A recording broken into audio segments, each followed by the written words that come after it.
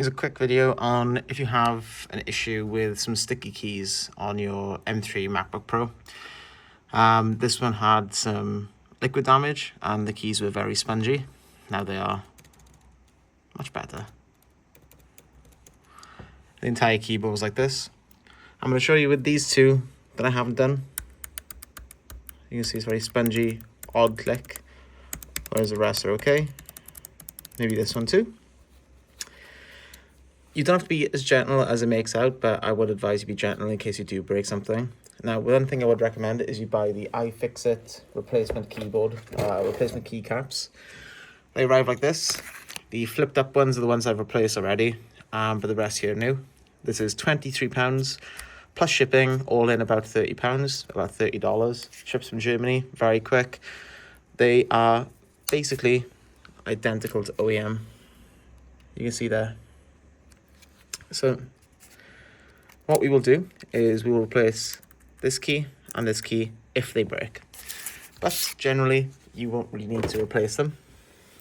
So the way the keycaps click into the MacBook keyboard, there's two hooks at the top here, and there's two clips on the bottom. So the keycap wants to slide down this way while you lift up from the bottom. To show that a little bit better, here's a keycap here. Let's see if I can get in real close for this.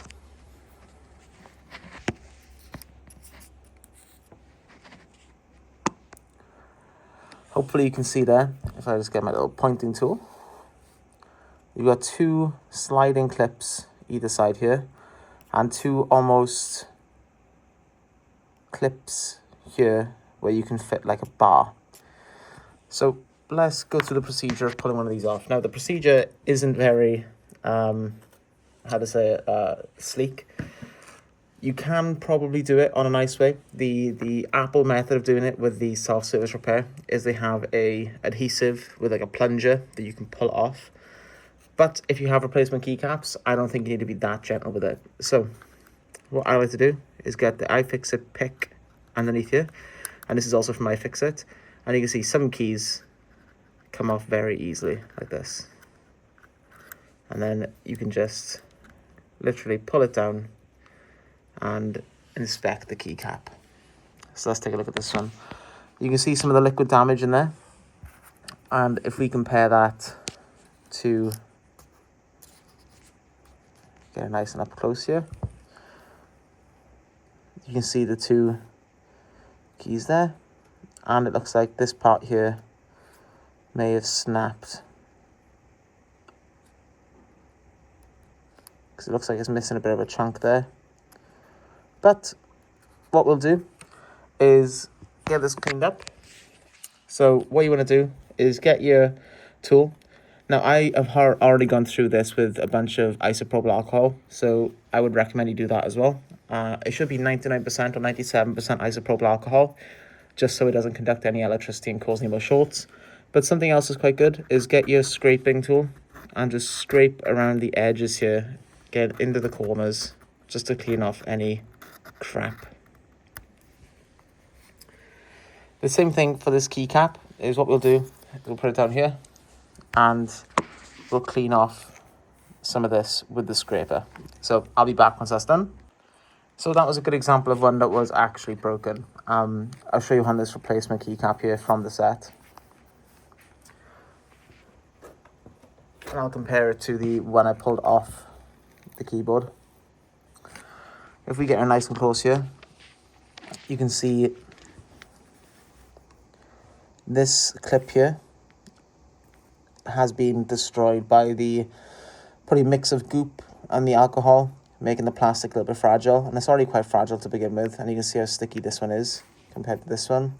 But that's my pick being sticky. If I flip the other end around here, this one isn't sticky. So we can go ahead and reinsert this keycap. We'll get this one. And now, as I said, there's two hooks at the top. So you want to make sure that the two wider ones are at the back of the key. So you can obviously tell it by the face up. But some of them, you know, if you're doing a key that's like this, you might get a little bit confused which way is up on this. And you want to go in at a little bit of an angle, like this. about a 10-degree angle, and you can feel it hooking, okay? So I'll pull it back out. So you can get on the top, get about a 10-degree angle, slide in, and then just press in, and you'll feel it clicking.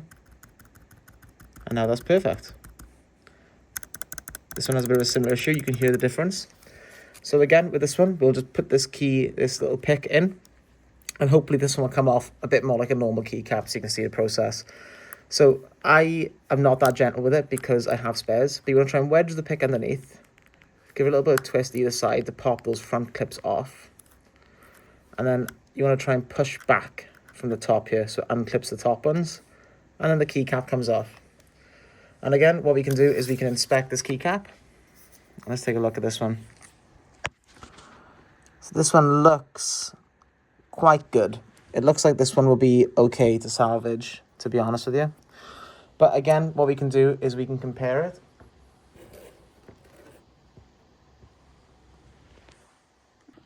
So I have two keycaps here, identical. One is the brand new replacement and one is the OEM Apple. And it looks like we just have a little bit of gunk in there compared to this one. So if I just get in a little bit closer, you can see all the caps look quite good. So we want to focus on getting rid of this stuff. Now, once the keycap's off, you can use wherever you want to clean this. As long as you're not using spongy, soapy water on the laptop itself, and that these keycaps are completely dry before you reinsert them, you can clean these however you'd like. I'd recommend warm, soapy water or isopropyl alcohol, but you can do whatever you think is best.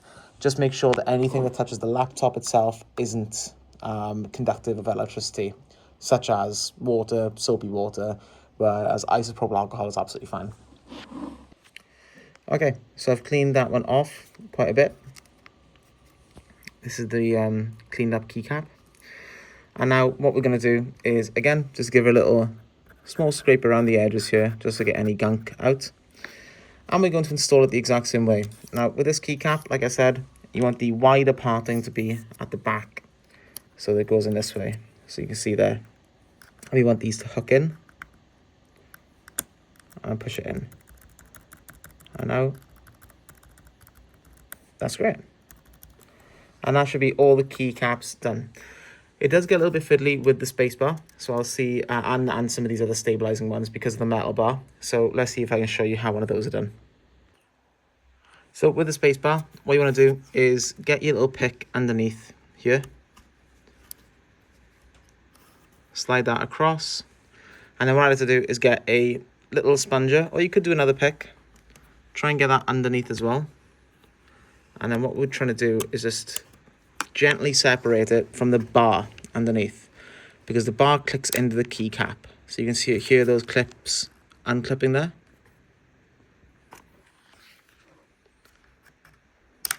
Like this. And then we want to repeat the other side, okay?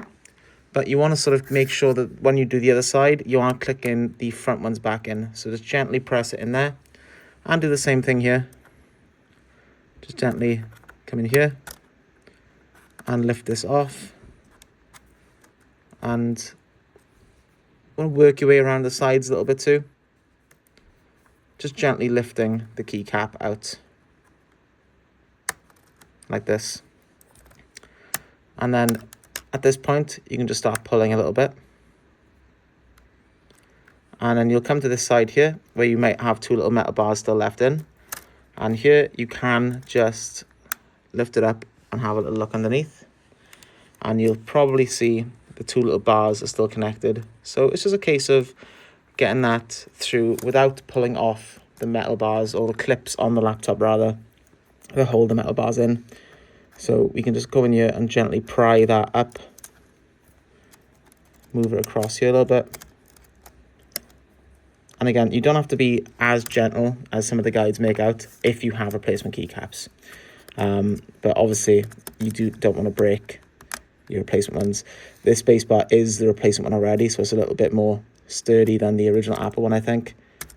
And it's just a case of getting that out here. You can see how it slides in there. And once you get the metal bars, you can just sort of unhook them there. So let me give you a closer look to the spacebar, because what I'm going to do is put the original spacebar back in rather than have this replacement on, so I can show you. So let's pull these metal clips out. That's one. And then here's the other. So you have two metal stabilizers.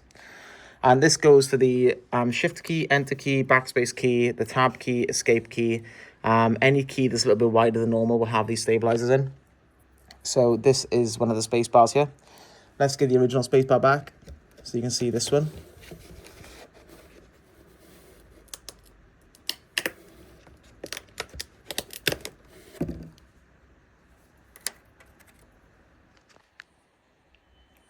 And if I get nice and close up, you can see the same pattern you get on the normal keycaps here with the two clips.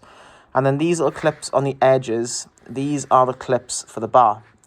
Now, originally what I was going to try and do is put the bar in and clip them in here.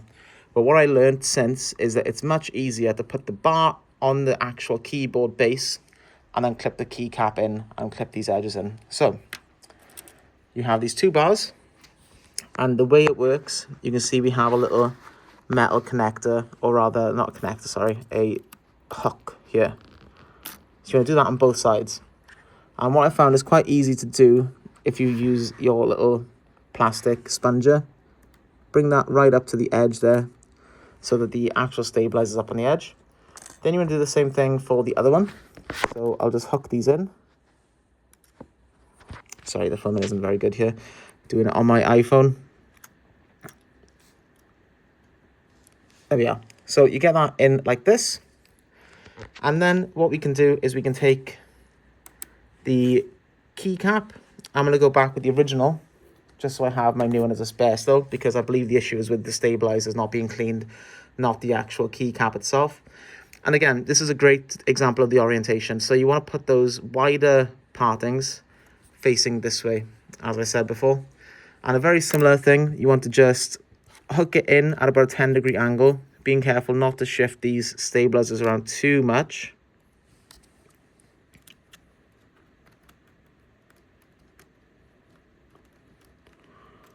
A bit like this.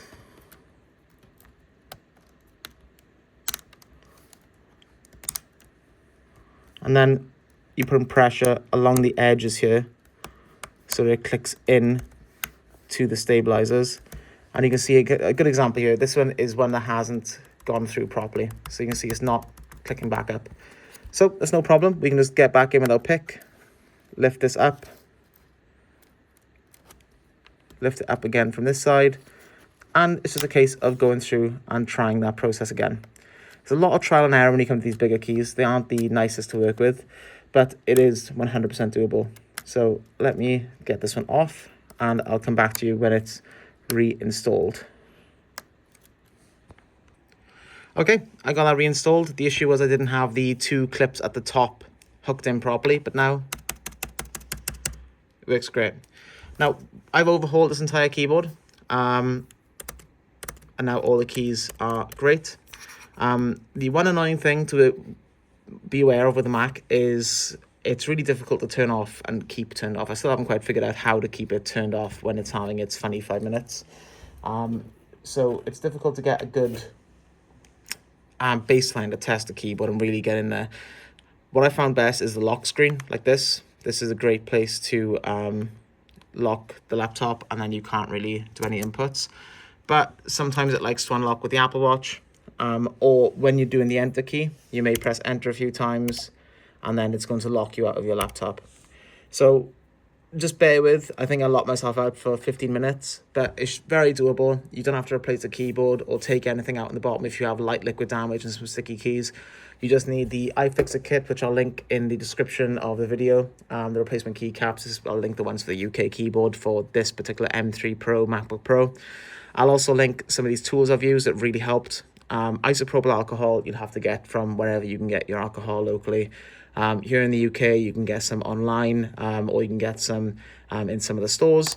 But that's essentially how we do this. And then you have a nice working keyboard again. Hopefully this has helped and give you some confidence on taking the keycaps off. You really don't have to be that careful with them, as you've seen here. Some of them will snap and some of them will have an issue if they are fragile. So that's why I always recommend get the replacement keycaps in first, the full set, and then you can just go across the keyboard, give it a nice clean underneath, give the keycaps a clean. Any originals you can install back in, great. Or if you do want to replace them all, feel free to replace them all and you shouldn't have any issues. Thanks so much for watching, guys. Sorry it's a bit of a long video, and hopefully this has helped somebody who is trying to get their keycaps replaced. Thanks now. Bye.